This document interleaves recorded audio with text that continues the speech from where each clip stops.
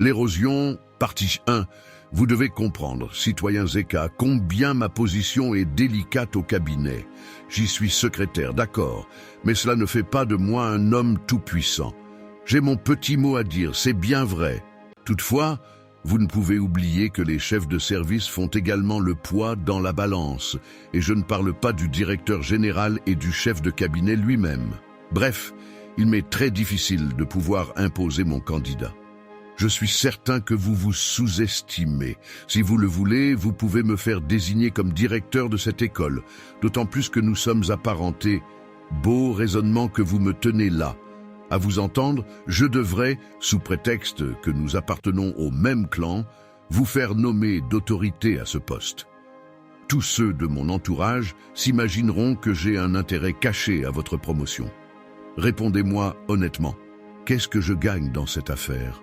S'il ne s'agit que de cela, pourquoi ne le disiez-vous pas plus tôt ? Et le solliciteur, glissant la main en poche, en ressortit une enveloppe agréablement gonflée qu'il déposa sur le bureau de son interlocuteur. À partir de ce moment, la discussion prit un tour plus aisé, décontracté, familier même. Après 10 minutes d'un dialogue amical mais précis, Claude Zeka sentit qu'il venait d'accomplir un grand pas en avant vers l'école dont il briguait la direction. Pourquoi ce jeune professeur tenait-il tellement à cette faveur? Les enseignants sont mal payés, chacun sait cela. Les responsables des écoles ne sont pas beaucoup mieux lotis, car si leurs salaires augmentent, ils dépensent davantage. Bien sûr, il existe quelques avantages moraux attachés à la charge, lesquels peuvent amener, quand on sait s'y prendre, des compensations plus terre-à-terre. Le profit n'y est tout de même pas aussi important que dans d'autres postes de l'administration, aux douanes ou aux finances, pour ne pas les citer. Claude Zeka, qui n'avait pas d'autre débouché devant lui que son souhait le plus cher, est d'espérer prendre la direction d'une école. Ensuite, il pourrait songer à passer inspecteur. Les garanties que lui donnait son ami, le secrétaire de cabinet, le plongèrent dans l'allégresse. Ce complaisant fonctionnaire ignorait pourtant qu'une raison secrète poussait Claude Zeka vers ce poste plus honorifique que rémunérateur. Elle s'y appelait Candide, elle avait 18 ans, un air effronté et un très gentil petit corps. Elle appartenait aussi à une famille aisée mais exigeante, qui ne voulait la donner en mariage qu'à un homme important. Le montant de la dot était accessoire. La famille de Claude Zeka n'aurait pas de peine à réunir la somme nécessaire, mais encore fallait-il que le prétendant eût de l'ambition, que son nom fût connu. Le titre de professeur n'était pas bien reluisant. Préfet des études du lycée de Bosangani, Kinshasa RDC, ou de l'Institut Boboto, Kinshasa RDC, cela faisait un peu plus sérieux et assurait son homme. Un oncle de Candide avait pratiquement promis de favoriser l'union de sa nièce avec Claude Zeka, pour autant que ce dernier pût se présenter sous un titre plus intéressant que professeur. Là-dessus, notre soupirant avait révolutionné ceux de son clan, réclamant la collaboration effective de tous, morale et financière, afin de l'épauler dans son entreprise. Les nombreuses interventions des siens l'avaient ainsi conduit jusqu'à la porte du secrétaire particulier du citoyen Munga, ministre de l'Éducation nationale. En outre, nous avons vu avec quelle énergie Claude Zeka avait plaidé sa propre cause. Lorsqu'il sortit de l'antichambre ministérielle, l'affaire était entendue. Il ne lui restait plus qu'à attendre que se voient beau réaliser les promesses formelles qui venaient de lui être faites. Il s'agissait d'une toute nouvelle école. Une tenace odeur de peinture fraîche flottait encore dans les classes et le raccordement électrique restait à faire. Ce n'était là que détail secondaire pour le citoyen Claude Zeka, préfet de l'Institut technique commercial de la commune de Mazina, Kinshasa, RDC. La rentrée battait son plein et le nouveau directeur procédait chaque matin à de fructueuses inscriptions. Les dernières places vacantes se vendaient particulièrement cher et l'argent entrait à flot dans les caisses de l'État et, par voie de conséquence, dans la poche du responsable de ce nouveau complexe scolaire. Sur le plan sentimental, la situation se présentait sous des couleurs tout aussi réjouissantes.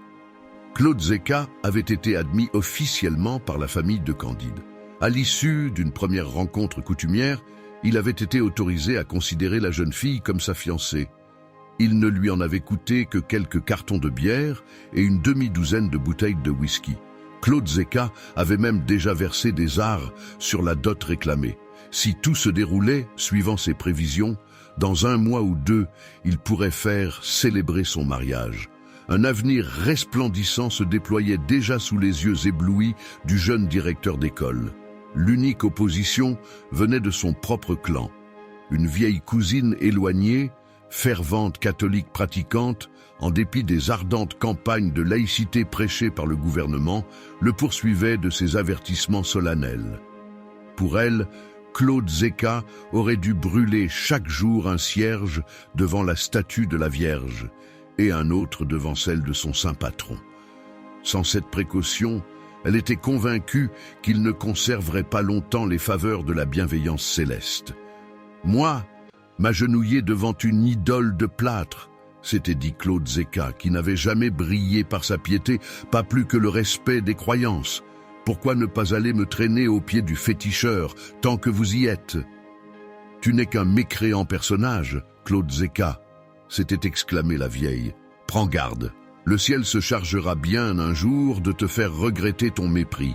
Et qu'aurais-je encore à craindre aujourd'hui, je vous le demande? Candide est ma fiancée, et nous nous marierons dès que j'ai versé le complément de dot, ce qui ne pourrait tarder. Pour le mois prochain ou le mois suivant, tout est réglé. Quant à mon école, bien malin celui qui la fera disparaître sous mes yeux. Ris, mon garçon, tu n'auras plus le loisir de te réjouir lorsque ta femme et ton école s'envoleront sous tes yeux. Cette année-là, le mois d'octobre fut particulièrement pluvieux. Pas un jour ne passait sans qu'un orage n'éclatât au-dessus de la capitale, déversant des torrents d'eau et transformant de nombreux quartiers de la commune périphérique en marais. La plupart des rues secondaires en furent littéralement boueux. Situées presque toutes dans le même secteur, ces communes excentriques bénéficiaient plus que toutes les autres de l'ondée quotidienne. La commune de Massina, Kinshasa, RDC, en subissait fortement les conséquences. Cet excès de pluie ne faisait qu'inquiéter Claude Zeka. Construire au pied d'une colline escarpée, non loin d'une petite rivière à laquelle elle était adossée, l'Institut technique commercial se trouvait au centre d'un quartier en pleine expansion.